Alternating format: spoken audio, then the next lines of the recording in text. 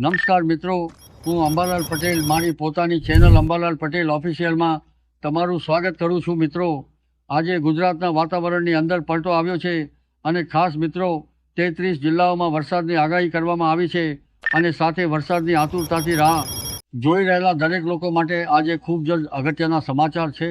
મિત્રો, ગુજરાતમાં ચોમાસાની ધમાકેદાર એન્ટ્રી ક્યારે થશે? આગામી દિવસોમાં વરસાદની શું સ્થિતિ રહેશે? કયા જિલ્લાઓમાં પ્રી મોન્સૂન એક્ટિવિટી જોવા મળી શકે છે? વાવણી લાયક વરસાદ ક્યારે આવશે? તેમજ સમગ્ર ચોમાસાની સિઝનમાં જૂન, જુલાઈ, ઓગસ્ટ અને સપ્ટેમ્બર મહિનામાં વરસાદની સ્થિતિ કેવી રહેવાની સંભાવના છે? મિત્રો, આ વર્ષે ચોમાસાની શરૂઆત દક્ષિણ ભારત તરફથી સારી ગતિએ થઈ છે.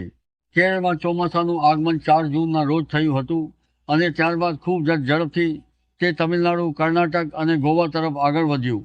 મહારાષ્ટ્રના દક્ષિણ ભાગ સુધી પણ ચોમાસાની પ્રગતિ નોંધાઈ ચૂકી છે.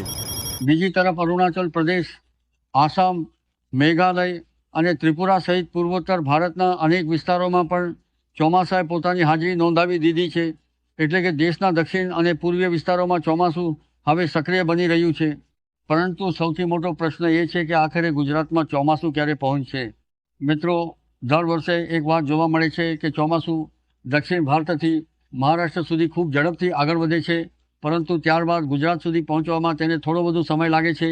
હાલની સ્થિતિમાં કોઈ મોટી અને મજબૂત હવામાન પ્રણાલી અરબી સમુદ્ર કે બંગાળની ખાડીમાં સક્રિય દેખાતી નથી, જેના કારણે ચોમાસાની ઉત્તર પશ્ચિમ દિશામાં આગળ વધવાની ગતિ ધીમી પડી શકે છે.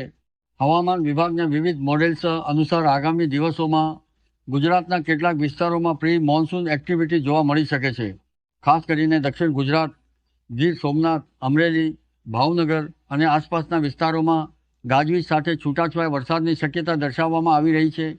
શરૂઆતમાં આ વરસાદ મર્યાદિત વિસ્તાર સુધી સીમિત રહી શકે છે, પરંતુ ધીમે ધીમે ભાજનનું પ્રમાણ વધતા વરસાદી પ્રવૃત્તિમાં વધારો થઈ શકે છે. મિત્રો, હાલ દેશના વિવિધ ભાગોમાં વરસાદી પ્રવૃત્તિ જોવા મળી રહી છે. દક્ષિણ ભારતના અનેક વિસ્તારોમાં સારો વરસાદ નોંધાઈ રહ્યો છે. મધ્યપ્રદેશના કેટલાક વિસ્તારોમાં પણ વરસાદી માહોલ બન્યો છે. ઉત્તર પ્રદેશ અને બિહાર તરફ પણ પ્રી મોન્સૂન એક્ટિવિટી સક્રિય થઈ રહી છે.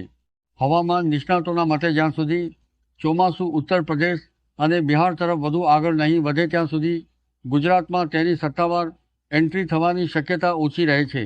હાલની સ્થિતિમાં પૂર્વીય પાંખ વધુ સક્રિય દેખાઈ રહી છે અને આગામી દિવસોમાં તે વધુ ઝડપથી આગળ વધી શકે છે.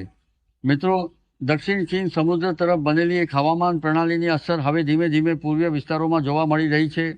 આ સિસ્ટમના કારણે પૂર્વીય ભારત તરફ ભેજનું પ્રમાણ વધવાની શક્યતા છે અને ત્યારબાદ ચોમાસાની પ્રગતિમાં ફરી ગતિ આવી શકે છે. હવામાન મોડેલ્સ અનુસાર 12 અને 13 જૂન બાદ પૂર્વીય પાંખ વધુ સક્રિય બનશે અને ત્યારબાદ ઉત્તર પ્રદેશ તથા બિહાર તરફ ચોમાસાની આગળ વધવાની પ્રક્રિયા વધુ મજબૂત થઈ શકે છે. જો આ સ્થિતિ અનુકૂળ રહે તો મધ્ય જૂન બાદ સમગ્ર દેશના હવામાનમાં નોંધપાત્ર ફેરફાર જોવા મળી શકે છે. બીજી તરફ અરબી સમુદ્રમાં હાલ કોઈ મજબૂત સિસ્ટમ સક્રિય નથી. આ કારણસર ગુજરાત તરફ ચોમાસાની પ્રગતિ થોડું ધીમી ગતિએ થઈ રહી છે. હવામાન વિભાગના કેટલાક અનુમાનો મુજબ અરબી સમુદ્રમાં ભેજનું પ્રમાણ ધીમે ધીમે વધશે, પરંતુ હાલમાં એવી કોઈ પરિસ્થિતિ દેખાતી નથી કે જેના કારણે તાત્કાલિક ચોમાસું ગુજરાતમાં પ્રવેશ કરી શકે. મિત્રો, હાલ એક બીજી મહત્વપૂર્ણ બાબત પણ સામે આવી રહી છે. પશ્ચિમ અને ઉત્તર પશ્ચિમ દિશામાંથી ફૂંકાતા ગરમ અને તેજ પવનોના કારણે તાપમાનમાં વધારો થઈ શકે છે. કેટલાક વિસ્તારોમાં તાપમાન ફરી એકવાર 42 થી 43 ડિગ્રી સેલ્સિયસ સુધી પહોંચી શકે છે. આ ગરમ પવનો વરસાદી સિસ્ટમોને ગુજરાત તરફ આગળ વધવામાં થોડો સમય રોકી શકે છે. જો કે હવામાન નિષ્ણાતોના મતે આગામી દિવસોમાં પવનની દિશામાં ફેરફાર થવાની શક્યતા છે અને ત્યારબાદ ભેજવાળા પવનો ગુજરાત તરફ ખેંચાઈ શકે છે. જો આવું થાય તો પ્રી મોન્સૂન એક્ટિવિટી વધુ સક્રિય બનશે અને વરસાદી વાતાવરણ વિકસિત થઈ શકે છે. મિત્રો, ખેડૂતો માટે સૌથી મહત્વપૂર્ણ પ્રશ્ન એ છે કે વાવણી લાયક વરસાદ ક્યારે આવશે? હાલના અનુમાન મુજબ જૂન મહિનાના ત્રીજા સપ્તાહથી લઈને ચોથા સપ્તાહ દરમિયાન ગુજરાતના અનેક વિસ્તારોમાં પ્રી મોન્સૂન વરસાદની પ્રવૃત્તિમાં વધારો થઈ શકે છે.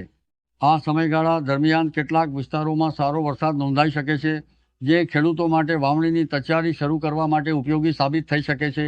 જો કે વાવણીનો અંતિમ નિર્ણય સ્થાનિક વરસાદની સ્થિતિ અને જમીનમાં ભેજના પ્રમાણને ધ્યાનમાં રાખીને લેવો જરૂરી રહેશે. મિત્રો, આ વર્ષે એલ નીનોની અસર અંગે પણ ઘણી ચર્ચા થઈ રહી છે. કેટલાક હવામાન મોડેલ્સ અનુસાર એલ નિનોના કારણે વરસાદી સિસ્ટમોની સંખ્યામાં ઘટાડો થઈ શકે છે. સામાન્ય રીતે જ્યારે એલ નિનો સક્રિય હોય ત્યારે ભારતીય ઉપખંડ તરફ આવતા ભેજવાળા પવનોની તીવ્રતા પર અસર પડે છે. પરિણામે કેટલીક વખત વરસાદ સામાન્ય કરતાં ઓછો રહેવાની શક્યતા ઊભી થાય છે. જો કે અંતિમ સ્થિતિ ઘણી બધી હવામાન પ્રણાલીઓ પર આધાર રાખે છે અને માત્ર એક પરિબળના આધારે સંપૂર્ણ ચોમાસાનું અનુમાન લગાવવું યોગ્ય નથી. મિત્રો, ભારતીય હવામાન વિભાગે જૂન મહિનાની શરૂઆતમાં જે સંકેતો આપ્યા હતા તે સંકેતો સાચા પડ્યા છે અને સાથે વરસાદ પણ સારો એવો પડ્યો છે. તો મિત્રો, આ હતી આજની અગત્યની માહિતી. તો મિત્રો, જો તમને વિડીયો પસંદ આવ્યો હોય તો વિડીયો લાઈક કરો, શેર કરો અને ચેનલને યાદથી સબસ્ક્રાઈબ કરો.